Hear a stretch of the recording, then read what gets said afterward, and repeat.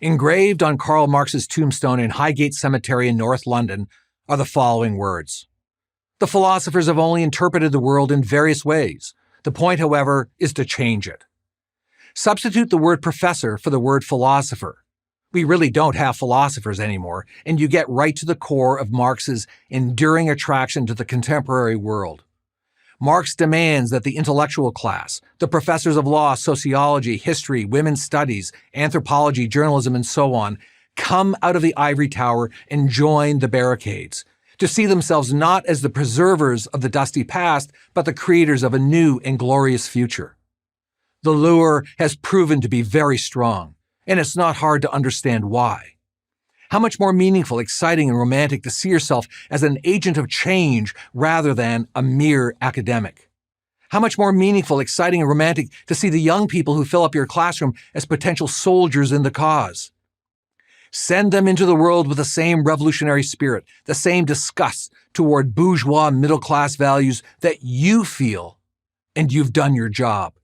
And we must give these lecture hall revolutionaries their due.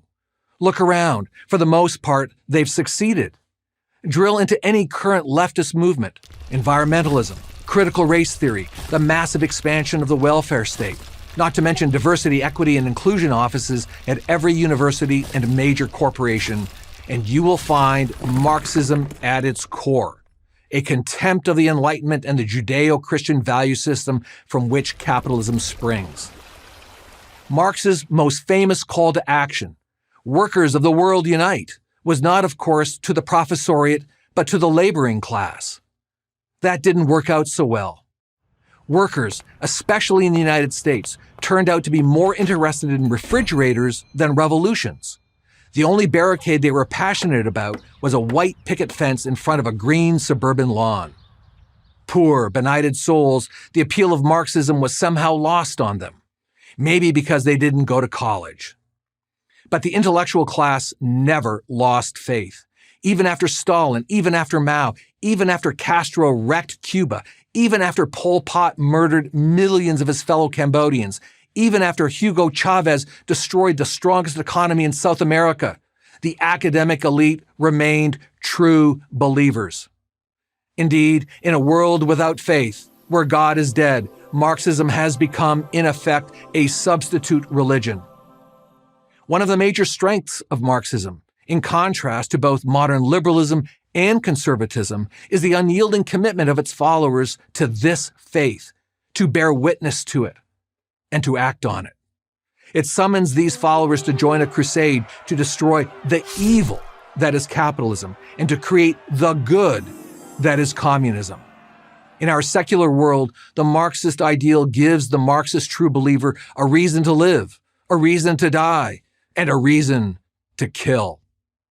Monsters like Lenin, Stalin, Mao, Kim Il-sung, Ho Chi Minh, and Pol Pot took this to the nth degree and murdered millions. For the record, the latter two were politically educated in France. Pol Pot studied at the Sorbonne. If you think I'm exaggerating the evils of Marxism, if you think Stalin and those other guys got communism wrong, but your new democratic socialism will get it right, think again. Marxism leads a society toward a fixed goal, a utopian vision of pure freedom in which the individual is liberated from the false consciousness of capitalism. Unfortunately, by Marx's own definition, the path to this utopia requires the destruction, economically, politically, and morally, of every vestige of civilization as we know it. Economically, Marxism seeks to destroy free enterprise, the division of labor, profit and loss, competition, and material wealth. Politically, it seeks to destroy the rule of law, separation of powers, and freedom of speech. Morally, it seeks to destroy individualism, religious liberty, and independent thought.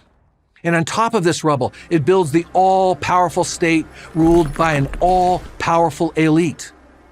This is why the communist 1%, the true 1%, must use the full power of the state to force the 99%, the true 99%, to become something they are not and do not want to be. And if that doesn't work, the secular philosophy of brotherly love simply intimidates into silence and ultimately liquidates as much of the 99% as is necessary to keep everybody in line. Censorship, secret police, and re-education camps. These are not bugs in an imperfect system. They are features, critical parts of its design. In short, the problem with Marxism has been and always will be Marxism. Too bad the academic establishment has yet to figure this out. Or even worse, maybe they have. I'm Brad Thompson, professor of political science at Clemson University, for Prager University.